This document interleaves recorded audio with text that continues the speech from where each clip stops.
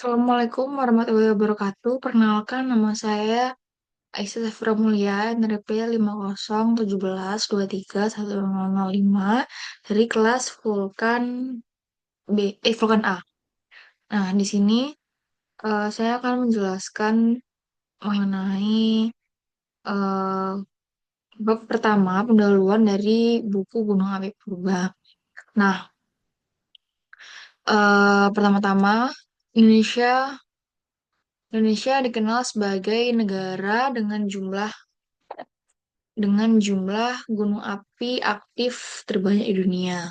Namun, yang sering terlupakan itu adalah ternyata adanya gunung api purba di Indonesia. Nah, apa sih gunung api purba itu? Gunung api purba itu gunung api yang pernah aktif jutaan tahun lalu eh, ini tuh sudah mati, tererosi, bahkan tertutup oleh batuan lain di atasnya. Nah, memahami gunung api purba ini sendiri itu penting karena bukan hanya untuk sejarah geologi, tetapi juga untuk eksplorasi sumber daya alam dan mitigasi bencana. Nah, di sini eh, ada latar belakang dari buku ini tersebut, yaitu eh, Indonesia tidak hanya kaya gunung api kuarter, tapi juga tersingkapnya banyak batuan vulkanik tua. Nah, sejarah ke gunung api Indonesia ini em, sangat panjang. Tidak hanya gunung gunung api aktif yang kita lihat sekarang, tetapi juga ada jejak aktivitas vulkanik sejak ratusan juta tahun lalu. Nah, di sini misalnya di Sumatera ditemukan batuan gunung api berumur 280 juta tahun. Nah, di Jawa juga ada formasi yang bernama Jati Barang yang terbentuk sekitar zaman Kapur Eosen. Nah, penyebaran batuan vulkanik tua ini sangat luas, dari Aceh sampai Papua. Nah, fakta ini tuh membuktikan bahwa Indonesia tuh sejak dulu sudah menjadi wilayah dengan aktivitas vulkanik yang sangat intens. Nah, di sini ada beberapa permasalahan. Yang pertama, kajian geologi gunung api Indonesia masih terbatas dan lebih fokus pada gunung aktif dan mitigasi bencana. Juga penelitian ini bersifat non-profit atau pengurangan risiko dan belum banyak yang berorientasi profit seperti eksplorasi mineral atau energi. Nah, yang ketiga, terminologi batuan vulkanik saat ini tuh lebih banyak berdasarkan mekanisme erupsi atau genetik, misalnya aliran lava dan kubah lava.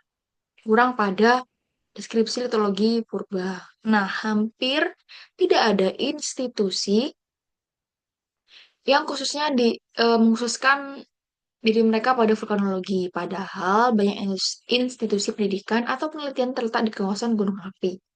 Nah, riset gunung api berumur tersier juga lebih tua, tersier atau lebih tua sangat minim karena bentuknya sudah tererosi dan terdeformasi.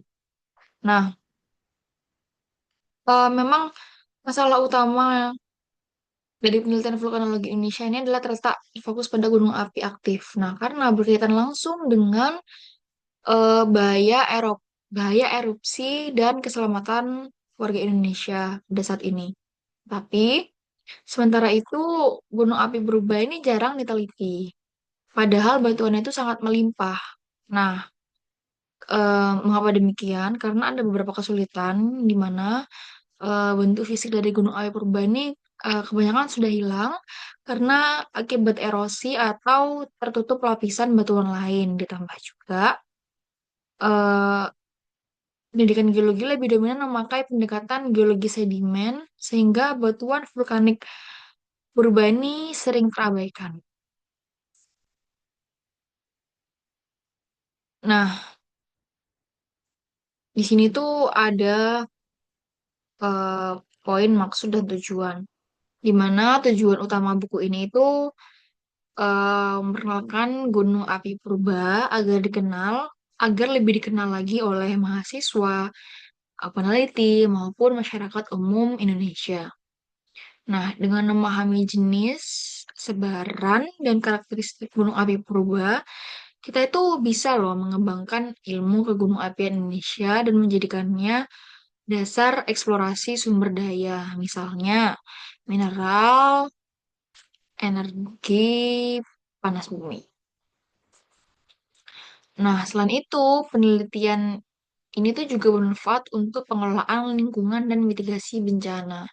Nah, di gambar ini itu kita bisa menganalisis bahwa eh, memperlihatkan gambar ini itu memperlihatkan bagaimana sih ilmu gunung api ini menjadi landasan penting ya, landasan atau dasar penting di satu sisi menghasilkan sumber daya geologi seperti mineral, energi, dan lingkungan.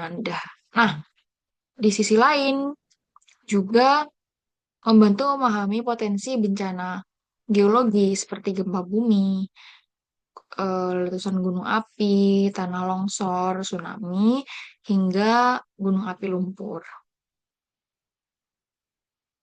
Nah, secara sederhananya adalah vulkanologi itu merupakan cabang ilmu yang mempelajari gunung api dan aktivitasnya. Nah, gunung api sendiri ini adalah bukaan di kerak bumi tempat magma, gas, dan material vulkanik keluar. Kalau kita bicara gunung api purba tadi, gunung api purba yang sudah lama mati dan sulit dikenali karena proses erosi jutaan tahun lalu. Nah, di sini nih ada tabel lama hidup atau durasi dan waktu istirahat setiap tipe gunung api di dunia menurut Ferrari 1995. Di dunia, setiap tipe gunung api ini punya siklus hidup. Misalnya, kaldera tunggal bisa bertahan rata-rata 846.000 tahun. Sementara gunung api strato biasanya lebih pendek usianya. Nah, informasi ini tuh penting karena memberi gambaran kapan sih sebuah gunung api ini dianggap masih berpotensi aktif atau sudah benar-benar mati. Nah, eh, buku ini nih juga dimulai dengan pembahasan gunung api modern sebagai dasar, lalu masuk ke konsep gunung api purba, termasuk perbedaan pendekatan geologi vulkanik dengan geologi sedimen.